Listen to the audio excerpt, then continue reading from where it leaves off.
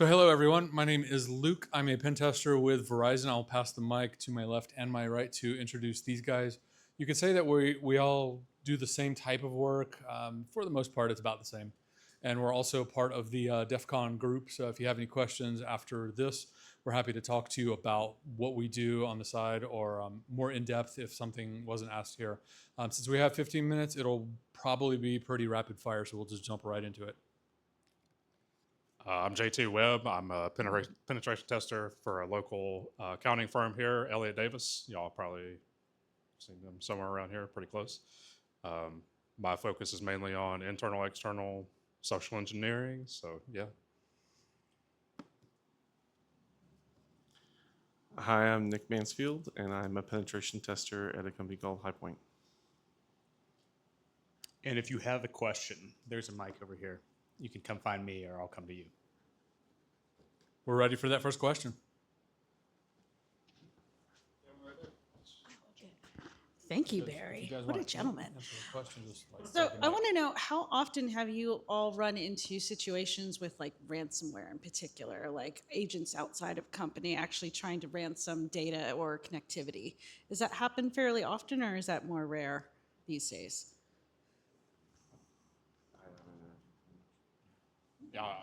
Not necessarily ransomware per se, but we do have certain clients that have reached out from like an incident response perspective. There is one incident that I can recall. We were doing an internal penetration test and noticed a particular Tomcat server that had a bunch of war files being deployed to it that was Chinese, and they had no idea. It had been happening for like a year and a half. So obviously we had to shut it down pretty quickly and call the client, and that was a pretty difficult situation, but not from a ransomware perspective though.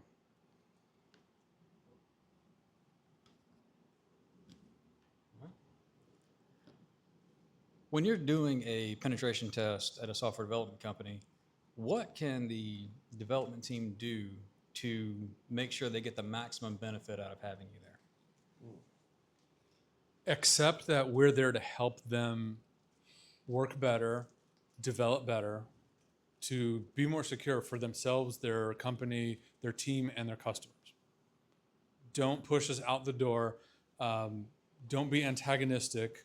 Erase the hate. Embrace what we're there to do. Share the GitHub repo. Let us see the code. And when you fix it, tell us how you fixed it instead of just it not working and then not telling us how it's actually fixed.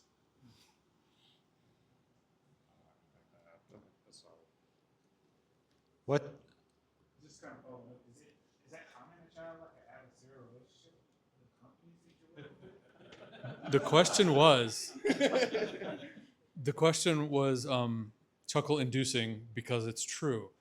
If we often have an adversarial relationship, and yes, we do, because when we come in, we're not going to deliver a report because that's what we're paid to do, deliver reports. Everybody, as they say, gets a free pen test all the time, every day.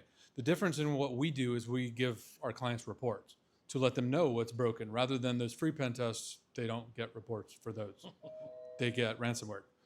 Anyway, the relationship is adversarial because when we come in, those reports are filled with negatives. They're filled with problems.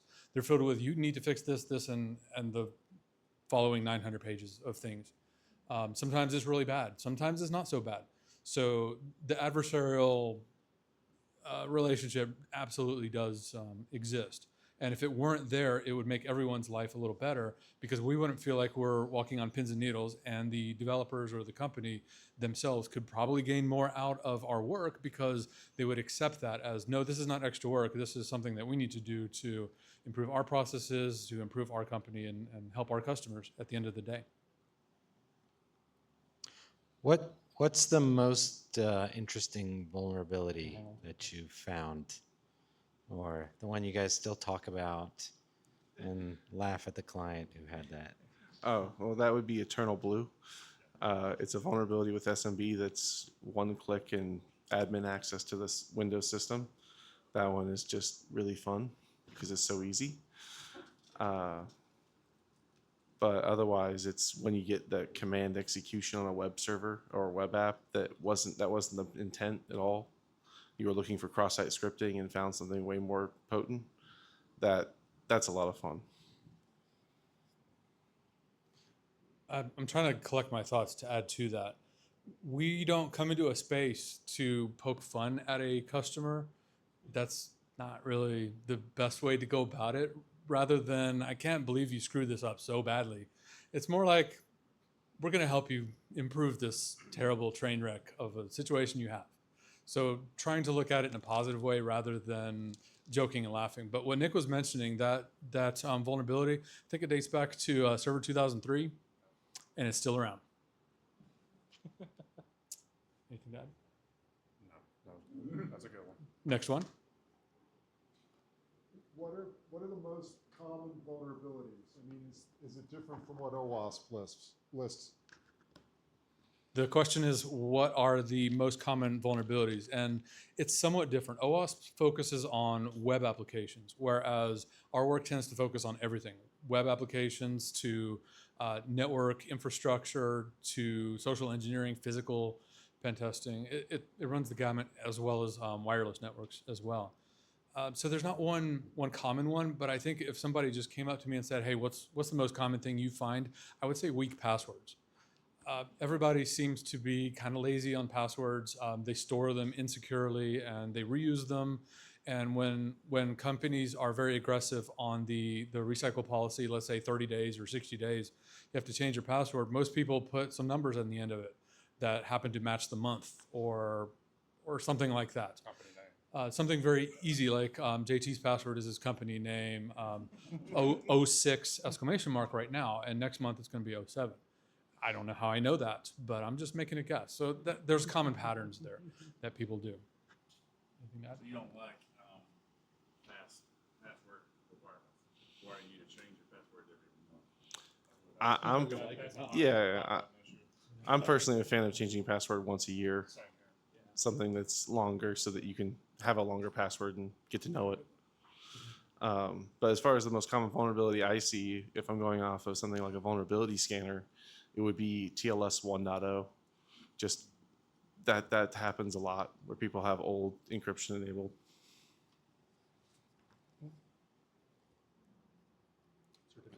Yeah. Echoing Nick there, and then one that I have seen a lot spike in the last year is certificate services in Active Directory. I always talk with the IT crew and kind of make the comment, whether it's a bug or a feature. Because out the gates, when you're setting up certificate authorities, by default, web enrollment's enabled.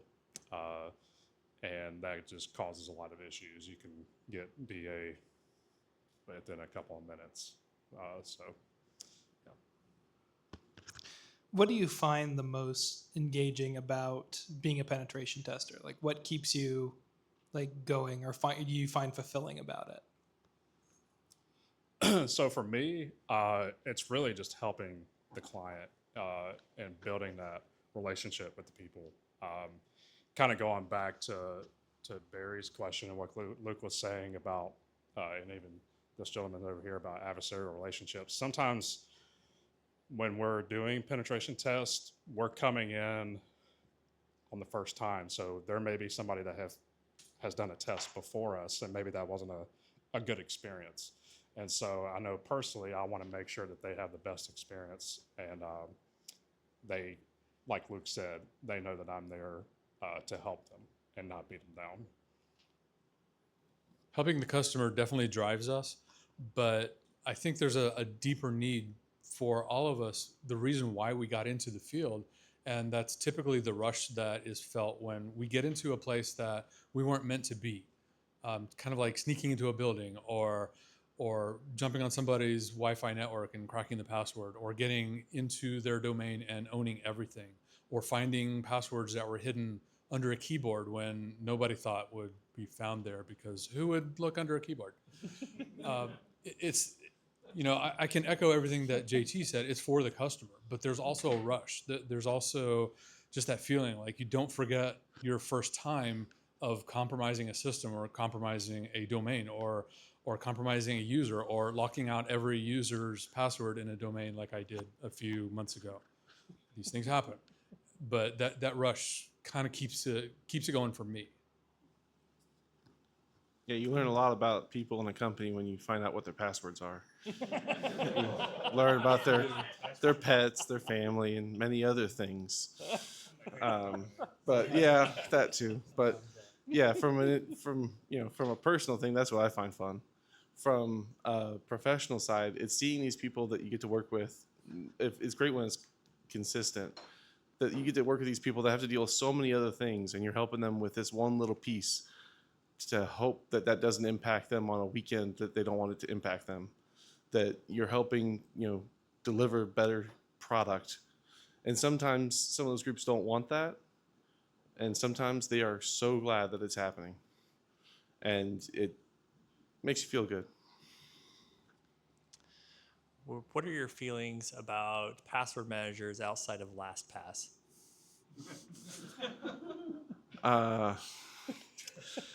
As a former LastPass user and former KeyPass user, I currently use 1Password, and I really like it for its protections against users doing dumb things. But yeah. I think no matter what password manager anybody in this room prefers, having one is better than not. Yeah, I was going to say the same thing. I'm a Bitwarden user, but I think if you're going to do something like KeyPass, just be mindful that guys like us are in your network. So if you're running it locally and you've got a master key, be careful with it, because we can get it.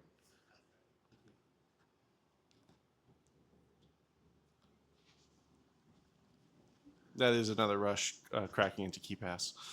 So for a lot of us, especially software devs, I feel like we have a million new AI tools being thrown at us. So in the security world, do you have any new AI tools that are actually helpful to you guys that are different from the older tools?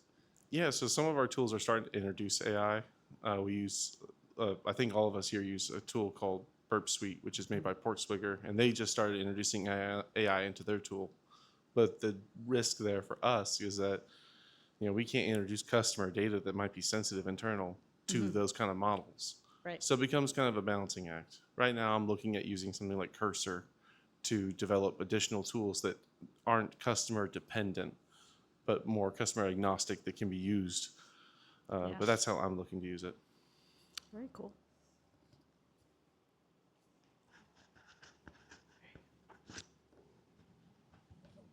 When you've worked with software teams before, have you ever been able to diffuse the adversarial relationship by framing it this way?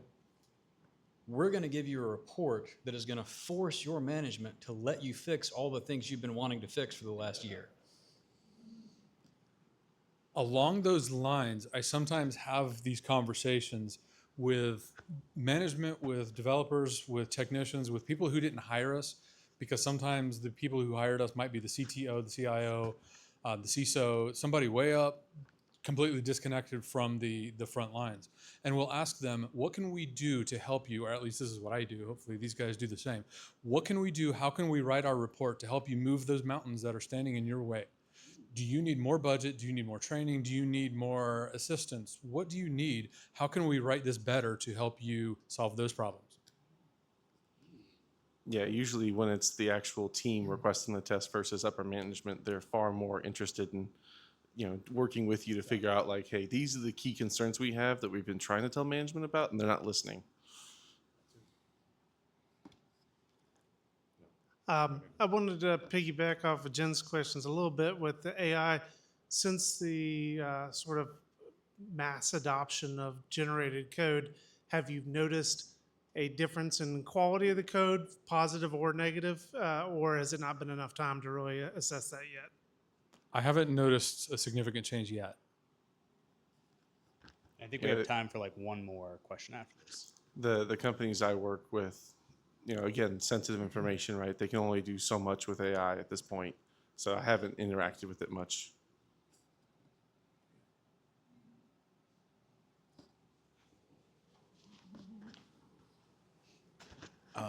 I wanted to go last because I have a question more out of pen testing, but more, are you in on the scam of compliance certification? I brought, my CISO came to me with, hey, this is a list of things we want to do a PCI compliance scan on and get certification. Like, what do you want to do? And he told me, and I said, that was the stupidest thing I've heard of in my life. Why? Just to get a certification. Is there a better way to get this type of certification? Are you asking from a business perspective who wants to be compliant to PCI? Yes, we need certification. We are compliant, even though we do not have any Payment. credit card numbers. We work very hard to make sure we never get them, but we have to get compliant certifications. But the things my CISO are getting are the stupidest things I've ever heard of in my life. Maybe they're trying to advertise to their customers, hey, we meet all of this stuff. And then they list 50 different certifications because they look pretty. The ISO 27001 looks really, really good on somebody's website, but it's a monumental lift to make that happen. So we're not really there to perpetuate the compliance treadmill, but we're there to help if a client wants it, if that's a good way to answer your question. So you do have suggestions about getting that PCI compliance certification, but not with something just utterly stupid to check off. It needs to make sense in my mind, but I'm not a business decision maker. If you're not handling payment information, you probably don't need PCI. I don't see how having PCI, if you don't handle that, We really take payments, benefits. but we shunt them offload. It goes to a payments processor. We never see those. Okay. But we still have to, yes, certify that we never see those, that they're encrypted. They're, like you said, the TLS 10. There's no TLS 10 involved in the pipeline. Yeah. Not just scan and make sure our load balancer is up to date when the load balancer is CloudFront, and that is the stupidest thing I've ever heard. I think it's important to talk to lawyers and the PCI QSA to know exactly where you need to stand to be legal, to follow the rules right. There are certain things that you may not need to do. You could make your PCI scope one system, and it could be a real simple pen test to be compliant. But I think I see where you're going with that. If you are in the PCI realm, you do need a pen test. And now PCI 4.0 requires even more. After that pen test, you have to address every finding, not like it was before. And the in-scope, out-of-scope, and all that is becoming a little more messy, and it's going to become a little more complicated to businesses. So the businesses need to do a really good job of determining exactly what they need to do to be on the safe side, because PCI will come after them. Okie dokie. These guys are too scared to add to that. I believe that was our last one.